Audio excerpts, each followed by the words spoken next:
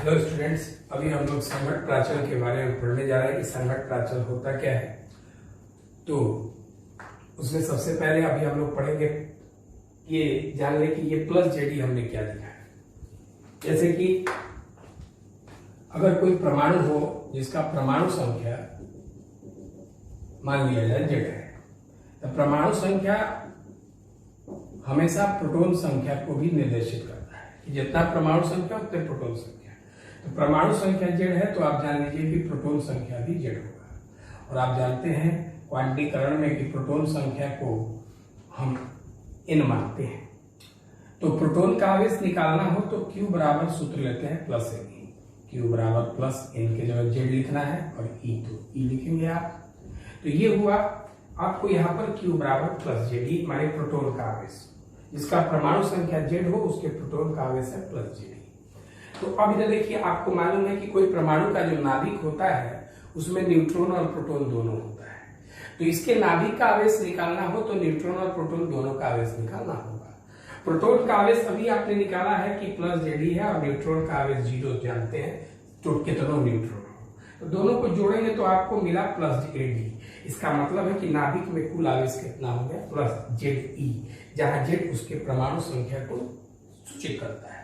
अगर ये सोना होता तो सोना के लिए जेड का मान 79 होता है। अब ये आप याद रखेंगे। अब इसके बाद अब आपको मालूम है कि संघट प्राचल जानना है। तो संघट प्राचल, इस फिगर को हमने पिछले वीडियो में भी समझाया था कि जैसे जैसे आप नाभिक से दूर जाते हैं तो आपने यहाँ अल्फा कण का विस्फोट किया है। तो अल्फा कण को आप विस्फोट किए हैं तो अल्फा कण मतलब कि जिसका आवेश होता है +2e, मतलब आपने प्लस को विस्फोटित किया है। और ये प्लस जब यहां से जा रहा है तो ये प्लस से विकर्षण होगा, और ये प्लस से विकर्षण होगा। तो आप देख रहे हैं कि इस नाभिक से जैसे जैसे आप दूर ऊपर की ओर जा रहे हैं तो इसकी दूरी बढ़ती जा रही है।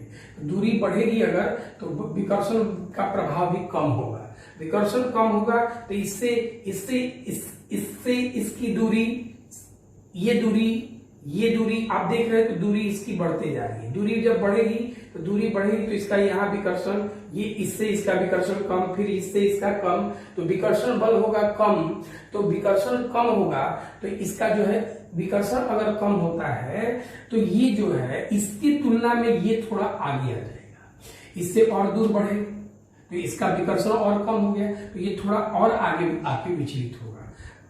ये इससे आप और दूर हो गया ये, तो विकर्षण और कम हो गया तो थोड़ा ये अल्फा कण और आगे विचलित होगा। और जब ये अधिक दूरी पर अर्थात इसके विकर्षण बल के प्रभाव से दूर हो जाता है तो ये जो है बिना विचलित हुए सीधे निकल जाता है। तो अभी आप देखिए ध्यान से, जैसे कहने का मतलब ये है कि अभी हम लोग को ये पढ़ना है कि आखिर संघट प्राचल क्या होता है। तो ये जान लें, संघट प्राचल को हम बी से सूचित करते हैं।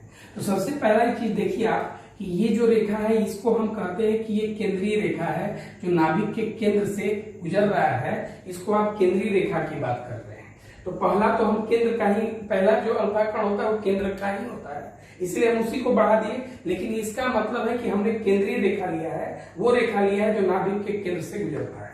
अब ये देखिए, इसको आपने यहाँ पर अल्फा कण को विस्फोटित किया। अल्फा कण, आपको बता दें हम कि अल्फा कण को आप यहाँ गति दे रहे हैं। गति दे रहे हैं मतलब यहाँ वेग दे रहे हैं। वेग दे रहे हैं इसका मतलब आप वेग के रूप में ऊर्जा दे रहे हैं, और वेग के रूप में जो ऊर्जा दिया जाता है वो गतिज ऊर्जा दिया जाता है। मतलब यहाँ पर आपने गतिज ऊर्जा दिया है, और गतिज ऊर्जा का सूत्र होता है ½ इसके बारे में आपको मालूम है कि आपको बताया गया है पीछे वाले में कि इस गतिज ऊर्जा का मान ½ का मान 5 मेगा इलेक्ट्रॉन वोल्ट से 7.7 मेगा इलेक्ट्रॉन वोल्ट तक रहेगा। उसके बाद आपको ये मालूम है कि आप इसको गतिज ऊर्जा चाहे जो भी हो, जो मान हो, उसके बारे में हम लोग आगे बात करेंगे। तो जो भी मान हो, आपने यहाँ से इसको वेग दिया और वेग देने के बाद गतिज ऊर्जा दिया। लेकिन एक चीज ध्यान लीजिए, वेग दिए आप, वेग से ये क्या बदल रहा है, स्थान बदल रहा है, स्थिति स्थान बदल रहा है। तो जब ये स्थान बदल रहा है तो आपको मालूम है कि ये जो गतिज ऊर्जा है वो स्थितिज ऊर्जा में परिवर्तित हो रहा है। तो स्थितिज ऊर्जा, गतिज ऊर्जा स्थितिज ऊर्जा में परिवर्तित हो रहा है। ये भी बात को आप याद रखेंगे कि जो गतिज ऊर्जा यहाँ है वो स्थितिज ऊर्जा में परिवर्तित हो रहा है। तो ये चीज ध्यान रखिए। उसके बाद हम लोग वहां पे बात करेंगे स्थितिज ऊर्जा के बारे में। तो ये गतिज ऊर्जा जो है स्थिति ऊर्जा में परिवर्तित हो रहा है। तो अब इस चीज को आप देखिए, तो ठीक है, तो आपने इसको गतिज ऊर्जा जो दिया, तो ये गतिज ऊर्जा दिया मतलब कि आपने यहाँ इसको वेग दिया, तो प्रारंभिक वेग, ये प्रारंभिक वेग की दिशा ये हो गई। बाद में ये वेग की दिशा बदल गई है, लेकिन प्रारंभिक वेग की दिशा अगर हम कहें तो ये इसकी प्रारंभिक वेग की दिशा है। तो प्रारंभिक वेग की दिशा ये हो गई, तो ये प्रारंभिक वेग की दिशा हो गई। तो प्रारंभिक वेग की जो दिशा है और जो नाभिक के केंद्रीय रेखा के बीच, ये दोनों के बीच जो लंबवत दूरी होती है, इसी लंबवत दूरी को हम संघट्ट प्राचीर कहते हैं। इसे हम बी से सूचित करते हैं। अब इसके बाद इस अल्फा कण की आप बात करें तो इसका प्रारंभिक वेग का दिशा ये है, तो प्रारंभिक वेग की दिशा हो गई ये,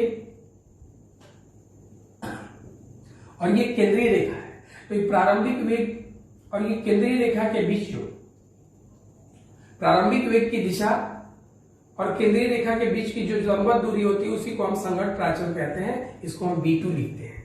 तो ये दूसरे के लिए हो गया। ये तीसरे की बात करें हम, तो तीसरा का ये प्रारंभिक वेग की दिशा ये हो गई, प्रारंभिक वेग की दिशा ये हो गई। इसको आप बढ़ा देते हैं, ये प्रारंभिक वेग की दिशा है और ये केंद्रीय रेखा है, इसके बीच की जो लंबवत दूरी है ये संघट्ट प्राचल है। उसी तरह इसका प्रारंभिक वेग इधर है, ये प्रारंभिक वेग है इसी दिशा में है, और ये केंद्रीय रेखा है, इसके बीच की जो लंबवत दूरी है B4, हमने कहा कि ये संघट्ट प्राचल है। तो संघट्ट प्राचल होता क्या है, इसको हम परिभाषित करें।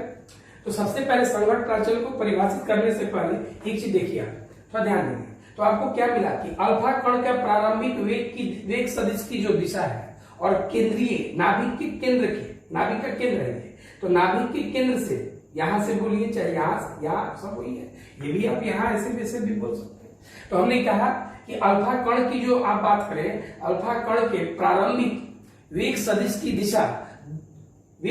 की दिशा की नाभिक से जो दूरी होती है, उसी नाभिक के केंद्र से जो दूरी होती है, उसी को हम उसका संघट्ट प्राचल कहते हैं। तो अल्फा कण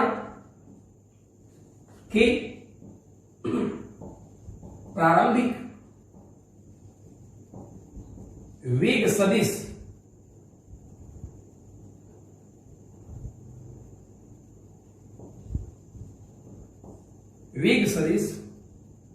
और वेग सदिश की दिशा और नाभिक के केंद्र के बीच की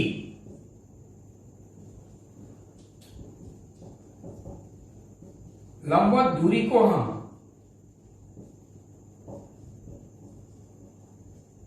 संघट्ट प्राचल कहते हैं। इसे B द्वारा सूचित किया जाता है।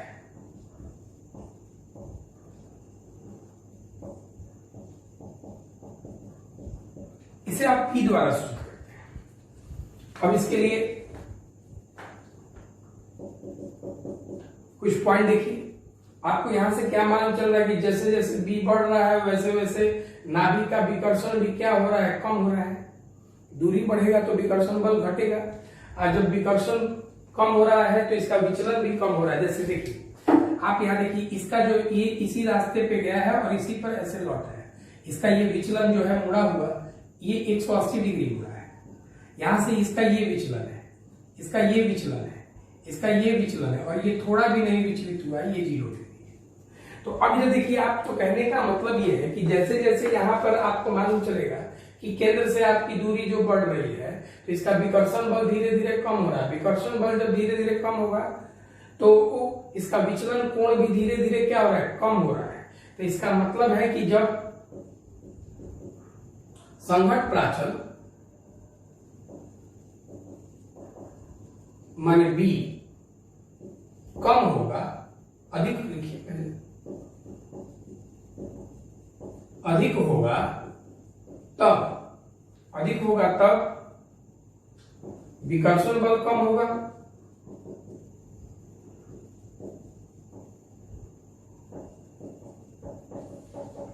विकर्षण बल जो है कम होगा नाभिक के द्वारा।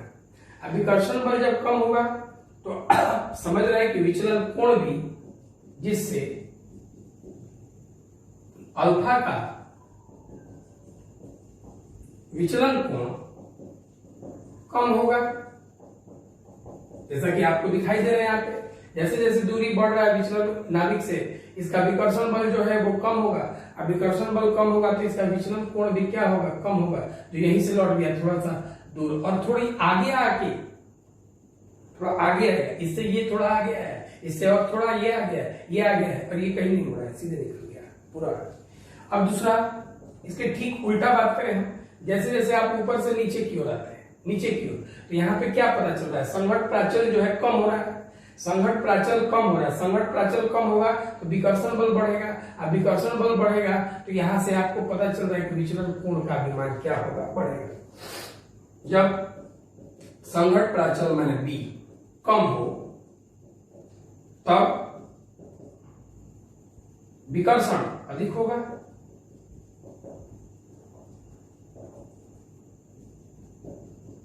और विकर्षण जो है अधिक होगा और विचलन कोण बढ़ जाएगा।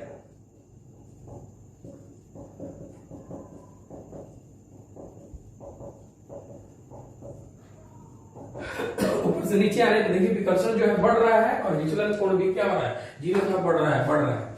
अब इसके बाद देखिए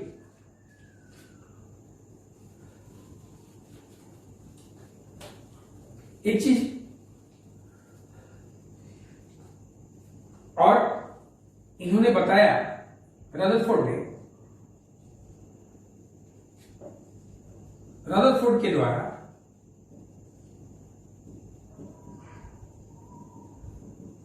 विश्लेषणात्मक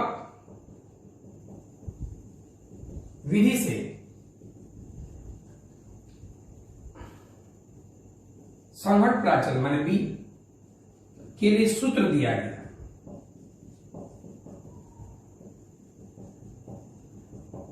वो क्या सूत्र दिया उन्होंने, बी का मान 1/4πε0, जिसका मान आप लोग जानते हैं 9×10 का पावर 9। जेड स्क्वायर, जेड माने परमाणु संख्या, ये जानते हैं आप लोग। कॉट θ/2, थीटा ये विचलन कोण है सब, θ/2 बटा में अल्फा कण का प्रारंभिक गतिज ऊर्जा, प्रारंभिक गतिज ऊर्जा माने जो आप यहां से दिए थे गतिज ऊर्जा, वो अल्फा कण का प्रारंभिक गतिज ऊर्जा। प्रारंभिक गतिज ऊर्जा को आप बोल सकते हैं, यहां पे आपने गतिज ऊर्जा दिया था इसको, प्रारंभिक गतिज ऊर्जा को कोई कोई बोलता है अल्फा कण का गतिज ऊर्जा जब वह नाभिक से दूर था, माने ये यहां पर प्रारंभिक गतिज ऊर्जा कब, जब वो नाभिक से सबसे अधिक दूरी पर था, माने जहां से चला था वहां पर था। तो आप इसके जगह पे ही लिख सकते हैं अल्फा कण का गतिज ऊर्जा जब नाभिक से वो अधिकतम दूरी पर था, जिस जहां से वो चला था मतलब। तो अब ये इससे आप देखिए एक पॉइंट हम सिद्ध भी कर सकते हैं, कैसे, अब इधर थोड़ा सा ध्यान दें। जैसे आप ये बताइए, इसके लिए तो संघट्ट प्राचल B1 है, इसके लिए B2 है, इसकी ऊंचाई जो है B3 है, और इसके लिए जो है वो B4 है। लेकिन इसके लिए अगर आपसे कोई पूछे कि इसका संघट्ट प्राचल कितना है, माने इसकी ऊंचाई केंद्र से कितनी है, तो आप जानते हैं कि 0 है। तो जो 180 डिग्री, मेरी बात समझे, जो 180 डिग्री पर विचलित होता है उसके लिए संघट्ट प्राचल का मान क्या होगा, 0 होगा। इसको आप चाहे तो सिद्ध भी कर सकते हैं कि 180 डिग्री से विचलित होने वाला अल्फा कण का संघट्ट प्राचल क्या होगा, उसकी केंद्र से ऊंचाई क्या होगी। आप जानते हैं कि केंद्र से ऊंचाई 0 होगी, इसकी केंद्र, क्योंकि ये केंद्र के सामने से ही पीछे लौट के आता है। कैसे, तो इसको हम सिद्ध करके देख रहे हैं। यदि थीटा माने विचलन कोण 180 डिग्री हो तब B बराबर आपको मालूम है 1/4πε0 जेडी स्क्वायर और θ/2। अब प्रारंभ का जो गतिज ऊर्जा है उसको हम हाफ mv स्क्वायर मान लेते हैं। B बराबर 1/4πε0 into JD square cot theta, theta की जगह कितना लिखोगे 180 डिग्री बटा 2, हाफ एम वी स्क्वायर है ना, दूरी कितना 90 बार में कट जाएगा। बी का मान 1/4 pi epsilon not JD square और 90 का मान 0 बटा में हाफ एम वी स्क्वायर। 0 से गुना करेंगे तो 0, मतलब जो 180 डिग्री से लौट रहा है उसका ऊंचाई क्या होगा 0 होगा, माने केंद्र से ऊंचाई 0 होगा, मतलब केंद्र के सीधे होगा, ये वहीं से लौट कर आएगा। ये चीज ध्यान रखेंगे। ये संघट्ट प्राचल था।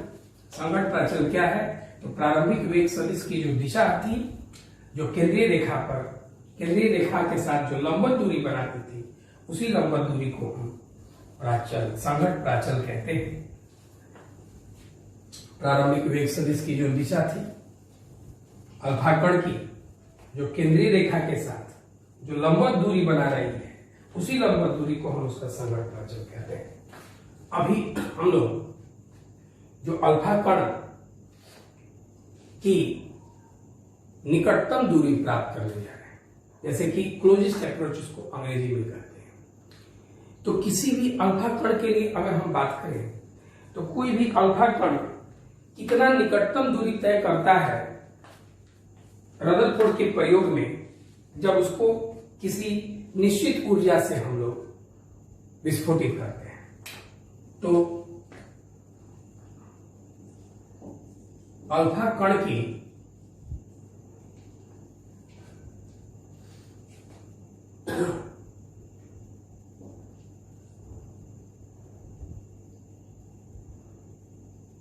निकटतम दूरी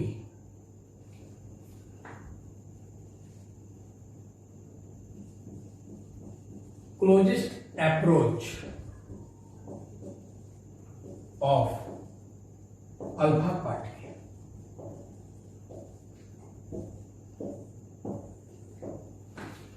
इसके लिए हम पढ़े, जैसे मान लिया जाए अभी आपने पता चला था कि अगर कोई परमाणु संख्या Z हो तो उसके नाभिक का आवेश होता है +Z।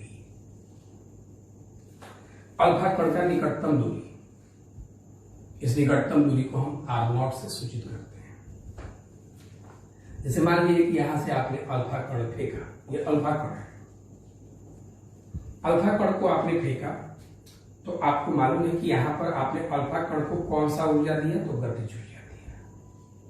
गतिज ऊर्जा का सूत्र है हाफ एम वी स्क्वायर। अब ये एक चीज ध्यान रखिए, जिसका मान आपको बताया गया था कि 5 मेगा इलेक्ट्रॉन वोल्ट से 7.7 मेगा इलेक्ट्रॉन वोल्ट तक होती है। अब देखिए, अब इसके बाद जब आपने गतिज ऊर्जा इसको दिया तो गतिज ऊर्जा ये गति के साथ आगे जा रहा है। अल्फा कण हीलियम परमाणु को कहते हैं। अल्फा कण का आवेश आपको मालूम होता है कि एक अल्फा कण का आवेश +2e होता है, +2e, 2 यहां लिखा हुआ है, Z लिखा हुआ है। अब इसके बाद देखिए ये यहां से दूर जाएगा, +2e जा रहा है, प्लस जा रहा है, तो ये नाभिक के केंद्र से तो कुछ दूरी पर जाके ये यहां से वापस लौटेगा। तो अब ये देखिए आप कि ये जो जहां तक गया, इसके और इसके बीच का अल्फा कण यहां पे आया, यहां से अल्फा कण चल के वहां चला गया। तो अब ये इस नाभिक और अल्फा कण के बीच की ये सबसे छोटी दूरी है, इसी को हम निकटतम दूरी कहते हैं, क्लोजेस्ट अप्रोच। और यही क्लोजेस्ट अप्रोच के बारे में अभी हम लोग को पढ़ना है। इसी का हमको मान निकालना है, R0 का ही मान निकालना है। R0 equal to what? अब ये देखिए, आप यहाँ देखिए, आपको ये अभी कुछ देर पहले भी हमने बोला कि आपने यहाँ इसको गतिज ऊर्जा दिया, तो गतिज ऊर्जा दिया तो गतिज ऊर्जा जो है स्थितिज ऊर्जा में परिवर्तित हो रहा है। उधर जैसे ये जा रहा है, चल रहा है, तो गतिज ऊर्जा का मान कम हो रहा है, और ये गतिज ऊर्जा जो है परिवर्तित हो रहा है, परिवर्तित हो रहा है। सब कुछ देखिए इधर ध्यान से, पीडीएफ में लिखा भी हुआ है, उसको उतार लीजिएगा और सोचिएगा थोड़ा ध्यान से, ये टोटल चीज पीडीएफ में भी लिख के दिए है। अब ये देखिए कम होगा माने अब ये परिवर्तित होगा, कम माने परिवर्तित होगा, तो चीज किस चीज में परिवर्तित होगा? तो स्थैतिक गतिज ऊर्जा का परिवर्तन स्थितिज ऊर्जा में आता है, लेकिन ये आवेश है तो स्थैतिक वैद्युत स्थितिज ऊर्जा में परिवर्तित होगा। यहां गतिज ऊर्जा स्थितिज ऊर्जा में बदल गई है, मैंने जितना शुरू में गतिज ऊर्जा आपने दिया है, बाद में धीरे धीरे ये कम होते होते होते तो गतिज ऊर्जा कम हो रहा है, लेकिन गतिज ऊर्जा कम हो रहा है तो साथ में इसका स्थितिज ऊर्जा बढ़ते जा रहा है। तो एक समय ऐसा आएगा कि यहाँ गतिज ऊर्जा 0 हो जाएगा और ये टोटल जितना आप यहाँ पे गतिज ऊर्जा दिए थे वो यहाँ के स्थितिज ऊर्जा में परिवर्तित हो जाएगा। मतलब जो शुरू का गतिज ऊर्जा है वो अंतिम के स्थितिज ऊर्जा में परिवर्तित हो जाएगा। तो अब ये सुनिए, R0 की बात करें तो आखिर ये निकटतम दूरी होती क्या है, किसको हम लोग कहते हैं कि ये निकटतम दूरी है। तो मेरी बात को थोड़ा सा ध्यान देंगे। किसी अल्फा कण और परमाणु के नाभिक के बीच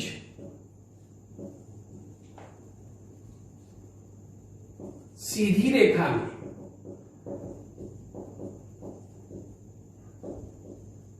वह न्यूनतम दूरी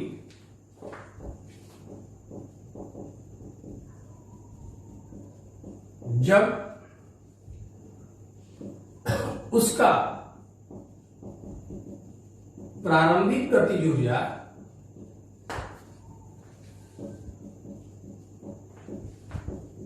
पूर्णतः स्थैतिक स्थितिज ऊर्जा में परिवर्तित हो जाता है, तब उस न्यूनतम दूरी को हम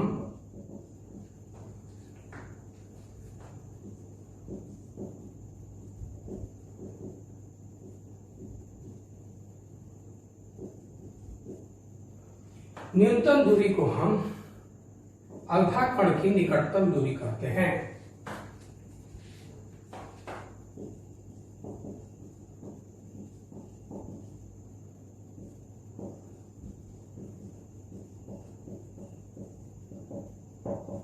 इसे सामान्यतः R0 द्वारा सूचित किया जाता है।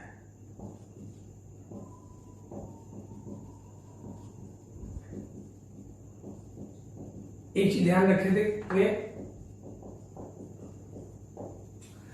आप यहां पे जो आप इसको गतिज ऊर्जा दे रहे हैं, गतिज ऊर्जा स्थिति ऊर्जा में बदल गया। जब आप इसको गतिज ऊर्जा दिए तो ये धीरे धीरे जाके यहां पे आके पीछे लौटा। तो अब ये इस समय की न्यूनतम दूरी है। तो यही जो न्यूनतम दूरी है, जिस समय इसका गतिज ऊर्जा पूरी तरह से स्थिति ऊर्जा में बदल गया, जितना शुरू का गतिज ऊर्जा था बाद की स्थिति ऊर्जा के बराबर हो गया, तो उसी समय जब स्थिति ऊर्जा के बराबर हो गया तो उसी समय यहां से पीछे ही लौटने लगेगा। और उस समय, मेरी बात समझिए थोड़ा ध्यान से, उस समय जो न्यूनतम दूरी होगी, इसी न्यूनतम दूरी को हम निकटतम दूरी कहते हैं। और यही निकटतम दूरी का आपको मान अभी निकालना है। तो सबसे पहले अब आपको मालूम करना है, क्या करना है कि शुरू का गतिज ऊर्जा निकालना है और अंतिम इस बिंदु पर स्थिति ऊर्जा निकालना है। दोनों को बराबर करेंगे, क्योंकि जितना शुरू में गतिज ऊर्जा था उतने बाद का स्थिति ऊर्जा होगा, वैद्युत स्थिति ऊर्जा होगा, ध्यान रखेंगे। तो प्रारंभिक गतिज ऊर्जा का सूत्र है हाफ एम वी स्क्वायर और अंतिम स्थैतिक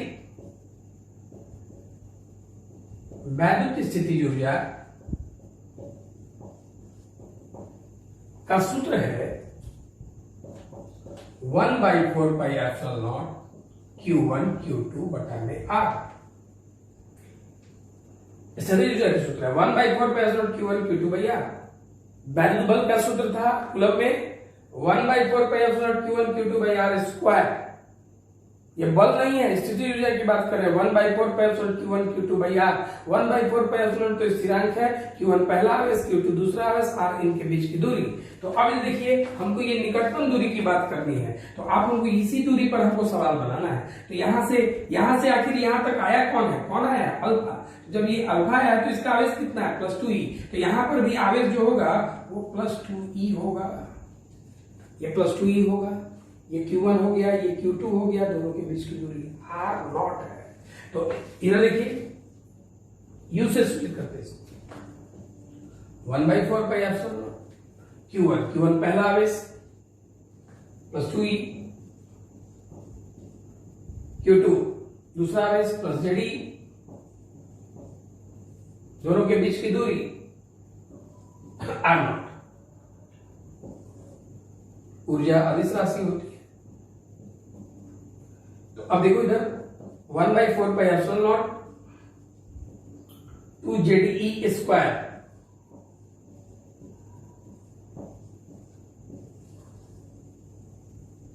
या R। लेकिन आप जानते हैं यहां पे परिवर्तन हो रहा है। कैसा परिवर्तन? तो प्रारंभिक गतिज ऊर्जा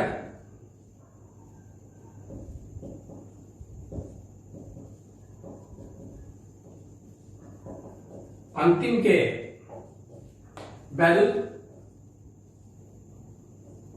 स्थैतिक अंतिम स्थैतिक वैद्युत स्थितिज ऊर्जा के बराबर है। तो प्रारंभिक गतिज ऊर्जा कितना है? Half mv²। इस बिंदु पर 1/4 पाई एप्सिलॉन नॉट 2ZE² बटा में R0। यहां से आप R0 को उधर भेज दीजिए, वहां ये इधर आ जाएगा।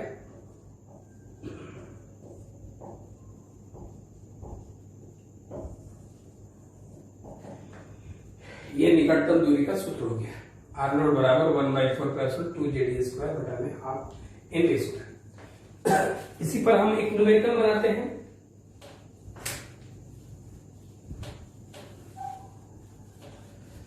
आपको मालूम है कि यदि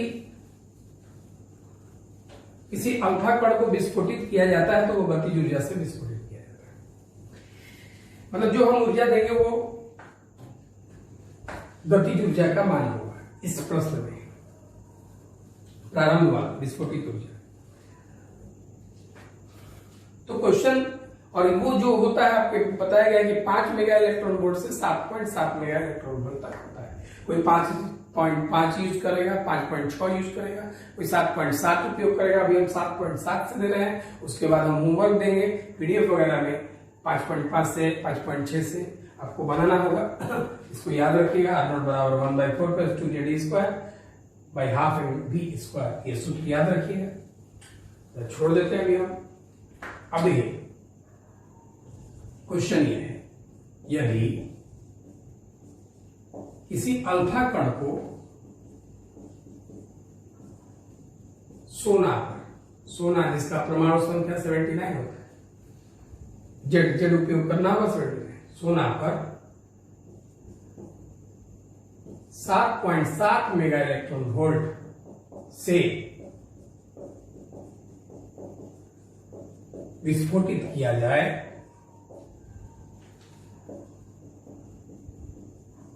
तब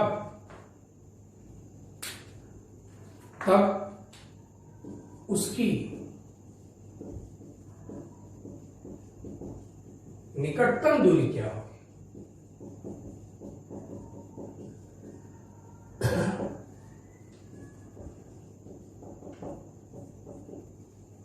अब देखिए अल्फा कण को सोना पर 7.7 मेगा इलेक्ट्रॉन वोल्ट से, इसका मतलब है कि ये जो 7.7 मेगा इलेक्ट्रॉन वोल्ट है, ये ऊर्जा की बात करें, 7.7 मेगा इलेक्ट्रॉन वोल्ट की ऊर्जा जोड़ दीजिएगा से विस्फोटित किया जाए। तो मतलब ये जो आपको यहाँ जो ऊर्जा जो दिया है वो कितना दिया है? 7.7 मेगा इलेक्ट्रॉन वोल्ट। ये ऊर्जा कौन से रूप में होगी? तो आप जानते हैं कि गतिज ऊर्जा के रूप में होगा। 7.7 मेगा इलेक्ट्रॉन वोल्ट गतिज ऊर्जा मतलब काइनेटिक एनर्जी बराबर 7.7 मेगा के लिए होता है 10 के पावर 6 इलेक्ट्रॉन वोल्ट। मेगा खाती है इलेक्ट्रॉन वोल्ट 1.6 इंटू 10⁻⁻19 जूल। ये इलेक्ट्रॉन वोल्ट बहुत इंपॉर्टेंट क्वेश्चन एग्जाम में ऑब्जेक्टिव के रूप में पूछता भी है कि इलेक्ट्रॉन वोल्ट किसका मात्रक है? तो आप बताएंगे ऊर्जा का मात्रक है। इलेक्ट्रॉन वोल्ट जूल में बदल गया। अब ये चीज सुनिए थोड़ा ध्यान से। काइनेटिक एनर्जी आप इसको चाहे तो लिख सकते हैं हाफ mv स्क्वायर, 7.7 गुना 1.6 गुने 10 के पावर 6 में से 19 या -13 जूल। अब आपको क्लोजेस्ट निकटतम दूरी क्या होगी, मैंने R0 का मान निकालना है। R0 का आप सूत्र जानते हैं, 1/4 pi epsilon into 2ZE square बटा में हाफ mv स्क्वायर। जो यहाँ पे दिया मान है उसको रखेंगे आप। R0 के बाद बताए हम 1/4 पाई एप्सिलॉन, तो 9 गुना 10 का पावर 9, 2 जेड की बात करें हम तो जेड सोना, सोना याद रखिए सोना पर होगा, तो जिस पर आप परमाणु संख्या विस्फोटित करते हैं, जैसे जेड था, जेड क्या था, विस्फोटित किए, तो सोना के लिए जेड का मान कितना होता है 79। बहुत देर से हम बताते आ रहे हैं। 2 जेड की जगह आप लिख देंगे 79 इंटू ई का मान 1.6 गुने 10 का पावर -19 का स्क्वायर बटा में हाफ mv स्क्वायर यहाँ पे है 7.7 गुने 1.6 गुने 10 का पावर -13।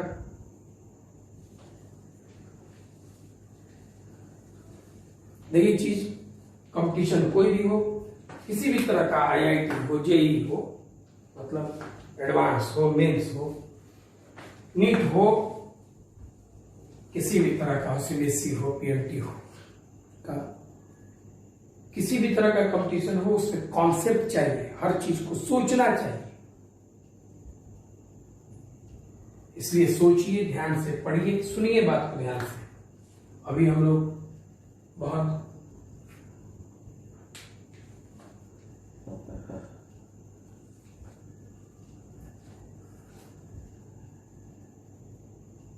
असंतुलित व्यवस्था में ये सब काम कर रहे हैं, इसलिए ध्यान से बाबू सुनिए, सोचिए, एक एक वीडियो को 2 बार 3 बार देखिए, पीडीएफ पढ़िए, ढंग से देखिए, बातों को समझिए। बहुत इंपॉर्टेंट चीज है आपको पढ़ना, सोचना। सोचना आप जितना सोचिएगा उतना ही अच्छा कर पाइएगा, नहीं सोचिएगा तो दिक्कत होगा। बार बार पीडीएफ पढ़िए, पीडीएफ पढ़िए और उसके बाद वीडियो देखिए, बहुत अच्छा समझ में आएगा। 9 दूनी 18,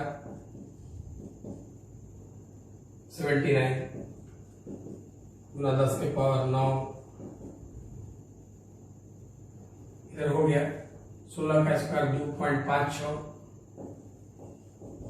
19 दूनी 38,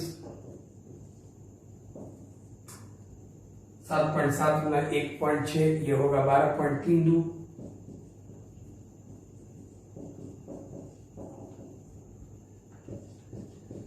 ये तीनों को गुना करके 12.32 से भाग कर दीजिएगा, तो ये आपका आएगा। जो भी मान आएगा उसको गुना करके वैज्ञानिक रूप में बदलेंगे, उससे कोई जरूरत नहीं, फर्मी में आंसर लाना है इसका। 10 एक चीज और याद रखिएगा, 10 का पावर -15 मीटर बराबर 10 का पावर -15 मीटर बराबर 1 फर्मी होता है। तो फर्मी में इसका आंसर आप लाएंगे तो जैसे ये 18 गुना 79 2.56 अगर आप करते हैं तो इसको अगर आप मल्टीप्लाई करते हैं तो 295 पॉइंट कुछ आएगा, शायद 3 आएगा 4 आएगा, 4 लिखते हैं, 10 का पावर -16 आएगा मीटर। नहीं, इसको आप पॉइंट को यहां पर लेके आएंगे।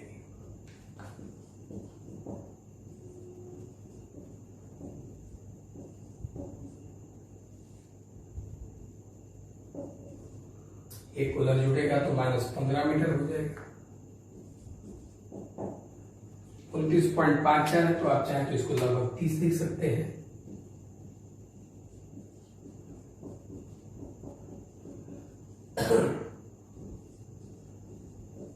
-10 का पावर -15 मीटर मतलब फर्मी, माने ये 30 फर्मी पर आके लौट जाएगा। ये होगा इस क्वेश्चन के लिए। और इसके बाद हम लोग हाइड्रोजन में इलेक्ट्रॉन का ऊर्जा ज्ञात करेंगे।